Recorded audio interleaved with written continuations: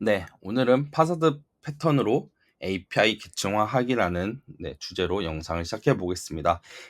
그 파사드 패턴을 통해서 로우 API와 그리고 파사드 그리고 훅스라는 세 가지 계층 구조를 이용해서 견고한 API를 만드는 것을 목적으로 합니다. 그래서 오늘은 바이트 타입스크립트 프로젝트에서 텅스튼 코리아 파사드 패턴으로 API 계층을 표준화하는 과정을 한번 따라가 보겠습니다. 네, 프로젝트를 간단히 이렇게 하나 만들고 전부 다 비워놓은 상태로 시작을 하면 될 것 같아요. 그래서 일단은 프로젝트를 생성을 완료했으니 그 다음에 리액트 텅스턴 쿼리와 데브2를 설치하는 방식으로 그 다음 진행해 보고자 합니다. 그래서 설치에 필요한 내용을 cd 클리어를 하고 여기서 npm 인스톨로 텅스턴 리액트 쿼리랑 텅스턴 리액트 쿼리 데브2를 설치를 해줍니다. 네, 그리고 설치가 완료되면 여기에 메인에 쿼리 클라이언트를 통해서 이렇게 넣어주는 방식으로 구현을 진행하면 될 것 같아요. 그리고 여기서 콘스트 쿼리 클라이언트에 쿼리 클라이언트를 가져오고 그리고 데브 툴도 똑같이 가져와서 넣어주는 식으로 구현을 하겠습니다. 쿼리 클라이언트 셋 이렇게 하는 게 나으려나? 그러면 이제 다시 앱에서 그러면 이제 이 창이 뜨는 걸 확인할 수 있겠고요. 여기까지가 되면은 텅스턴 쿼리에 대한 기본적인 구조가 끝난 겁니다. 그래서 일반적으로 API를 왜 이렇게 계층 구조화하냐? 예를 들어 하나 간단히 예시를 들어볼게요. const get sample data라고 한다면 저희가 return patch 그래서 저희가 이전에도 봤던 테스트 홀더에서 가지고 온다고 해봅시다. 데이터를 유즈 이펙트를 통해서 한번 데이터를 가져온다고 가정해 보겠습니다. const date set 데이터 이렇게 가져왔다고 생각하고 그리고 실제 데이터에 JSON 스트링 파일로 데이터를 간단히 본다고 가정해보죠. 그러면 이렇게 데이터가 오는 걸 확인을 할 수 있습니다. 그래서 유저 아이디, 타이틀, 바디 이런 데이터가 옴을 확인할 수 있죠. 근데 매번 이런 데이터를 쓰는 게 복잡해요. 예를 들어 우리는 이 데이터가 어떤 형식으로 온지 모르기 때문에 타입스크립트의 타입을 유추할 수가 없고요. 그러니까 예를 들어 저는 여기에 데이트 유저 아이디를 하고 싶은데 저는 알 수 없으니까 여기 에러가 뜨겠죠. 그럼 실제로 이렇게 해야 되기도 하고 왜냐면 어떤 타입인지 알 수 없으니까요. 그래서 요 구조를 어떻게 잘 가져올 수 있을지 그리고 에러가 났을 때 어떻게 원복할 수 있을지에 대한 얘기를 해보도록 하겠습니다. 그럼 이제 파사드 패턴으로 API를 계층하기에 앞서 파사드 패턴이 과연 무엇인지 한번 다시 얘기를 해보도록 하겠습니다. 파사드 패턴은 복잡한 하위 시스템의 인터페이스를 단순화해서 사용하기 쉬운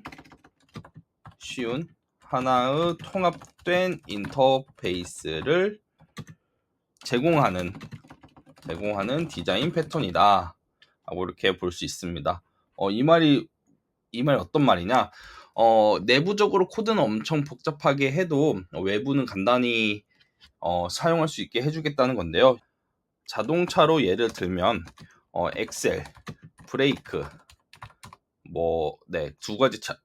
두 가지만 있다고 해봅시다. 근데 엑셀을 누를 때 실제로는 내부적으로 전자기 계통에 신호 전달하는 것도 있을 테고 다양한 신호가 있을 테지만 운전자는 엑셀 밟기만 하면 되죠. 브레이크도 똑같습니다. 브레이크도 부동에 따라서 더 많은 프로세스가 있을 텐데 운전자는 브레이크 하나 밟는 것으로 차를 멈추고 그리고 엑셀을 밟음으로써 차를 이동시킬 수 있습니다. 이게 바로 파사드 패턴의 전형적인 예시라고 볼 수 있습니다. 그래서 우리는 이제 파사드 패턴을 통해서 복잡성을 감추고 하나의 통합된 인터페이스를 제공하는 패턴이다. 그럼 이게 어떤 게 좋냐? 이렇게 함으로써 복잡성을 숨길 수 있고요. 복잡성 숨기기. 그리고 일관된 인터페이스를 제공할 수 있습니다. 그리고 마지막으로 의존성을 분리할 수 있습니다. 네, 의존성 분리는 중간중간 얘기를 해보면서 구체적인 예시를 한번 살펴보도록 할게요. 네, 그럼 다시 코드로 돌아와서 아까 여기까지 진행했었죠. 그래서 우리가 그 코드를 살펴보는데 이게 어떤 값으로 올지 예상을 할 수가 없단 말이에요.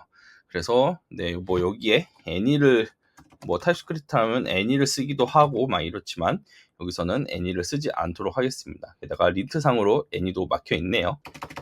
그래서 제가 예시로 하나 가져와 봤는데요. 이 데이터가 이렇게 구조가 생긴 걸 알 수 있습니다. 그래서 로우 API 상으로 이렇게 하면 될 것 같아요. 그래서 순수한 HTTP 요청은 실제 목적 피처 로우 API라는 이름으로 만들게 됩니다. 그리고 이 폴더 내부에 필요한 타입을 선언을 해주고요. 아니면 뭐 여기에 모델 이렇게 해서 타입을 별도로 빼는 경우도 있습니다. 근데 여기서는 여기 포스트 내부에서 동작하는 것으로 확인할게요. 그래서 로우 API가 이렇게 있습니다. 그래서 포스트 로우 API에 getPost면 아이디를 입력하면 여기에 포스트 리스폰드를 받고 여기서 에러를 뭐 응답을 처리하고 이 값을 리턴합니다. 아니면 그 포스트를 여러 개를 가져오는 경우는 이렇게 포스트 요청이 가져오고 리턴 값에도 포스트 제대로 찍혀 있는 거 확인할 수 있죠.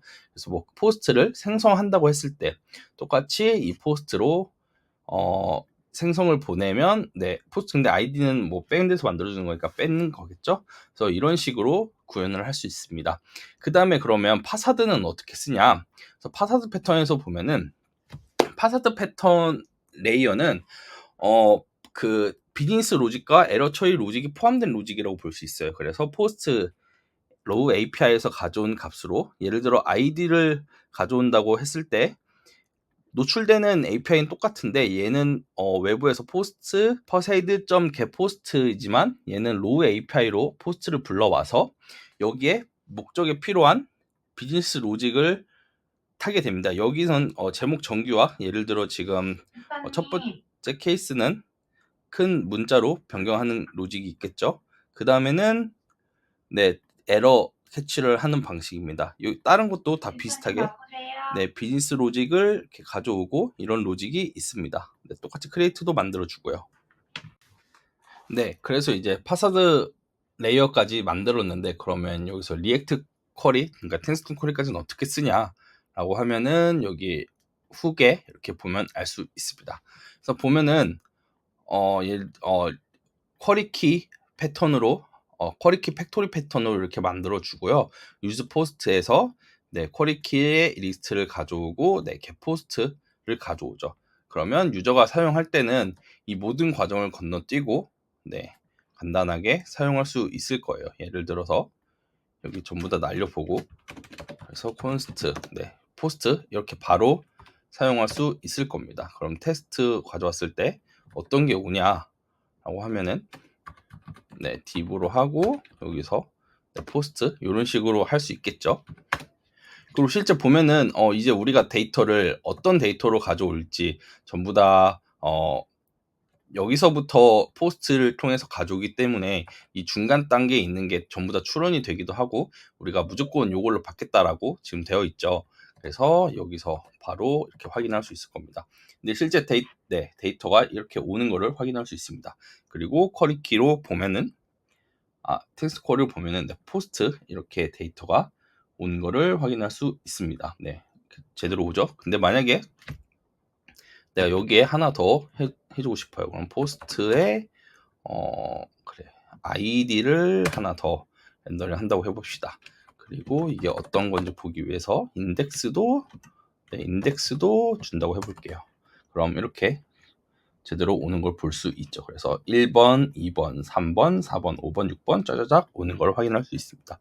근데 만약에 여기서 변경해보고 싶어요. 그러니까 리스트를 가져오는데 나는 이 리스트가 10개가 아닌 뭐 한 20 5개 가져오고 싶다. 이렇게 한다면 여기서 비즈니스 레이어에서 이것만 변환하면 되겠죠. 그리고 새로 고침해 보면 5개만 가져오게 됩니다. 그리고 실제 지금 대문자를 여기서 고치는 걸 확인할 수 있는데, 이렇게 각각 레이어를 분리함으로써 내가 원하는 것만 고칠 수 있는 거를 확인할 수 있습니다. 그리고 만약에 그럴 리가 없겠지만, 예를 들어 포스트에 새로운 값이 추가됐다고 가정해 볼게요. 예를 들어 어서가 새롭게 추가됐다고 생각해 봅시다. 백엔드에 값이 업데이트돼서 이걸 대응하게 된 상황이면은 이 사이의 중간에는 아무것도 건드리지 않아도 돼요. 왜냐면 포스트가 실제로 그 값이 온다고 가정하고 실제 값이 오기 때문에 우리가 사용하는 곳에서만 예를 들어 포스트 어스라고 하겠죠. 근데 실제로는 데이터 없으니까 언노운을 찍어주면 이렇게 포스트 언노운, 그러니까 만약에 어서가 있으면 어서가 나올 테고 없으면 언노운이 오는 식으로 이렇게 파사드 패턴을 구현할 수 있게 됩니다. 그리고 리액트 쿼리가 잠깐 나온 김에 리액트 쿼리 기능을 또 설명해드리면, 지금 이게 포스트가 이렇게 있잖아요. 그래서 여기에 뭔가 리패치해서 데이터를 다시 가져오는 기능, 그리고 리밸리데이트해서 다시 리프레시하는 기능부터 뭐 리셋 아니면 뭐 리무브 하는 기능도 전부 이렇게 확인할 수 있습니다. 아니면 뭐 로딩으로 해서 이렇게 할 수 있겠죠. 예를 들어 로딩으로 돼 있으면 이 함수를 로딩으로 감싸면 실제 로딩 스트리밍 된 UI를 볼 수 있겠죠. 그리고 에러도 이렇게 에러로 만들면 트리거 에러 다시 깜빡였다가 다시 원복되는 걸 볼 수 있습니다. 그리고 다시 한번 전체 프로세스를 정리해 볼게요. 리액트 타입스크립트로 저희가 프로젝트를 간단히 만들어 봤고, 그리고 이 API 구조를 개발해 봤는데요.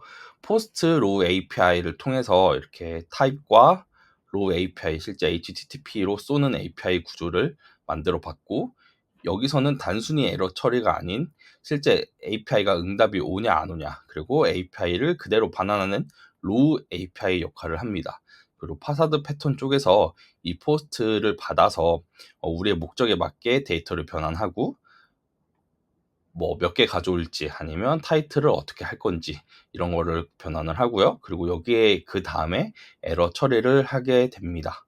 그 다음에 마지막으로 리액트 쿼리의 훅을 이용해서 쿼리키 팩토리 패턴으로 쿼리키를 받고 스테일 타임이나 아니면 가비지 컬렉터 타임을 설정해주고, 그리고 리액트 훅을 이용해서 유스 포스트를 만들고 이를 활용하는 방식으로 구현하게 됩니다. 지금은 get 요청에 따른 것만 있는데 아래 내리고 보면은 이런 create post도 똑같이 구현한 거를 알 수 있어요. 요 보면은 뮤테이션 펑션에 create post를 넣는 거고, 실제 요청이 되면은 기존의 리스트를 업데이트 함으로써 무효화 과정을 처리하게 됩니다.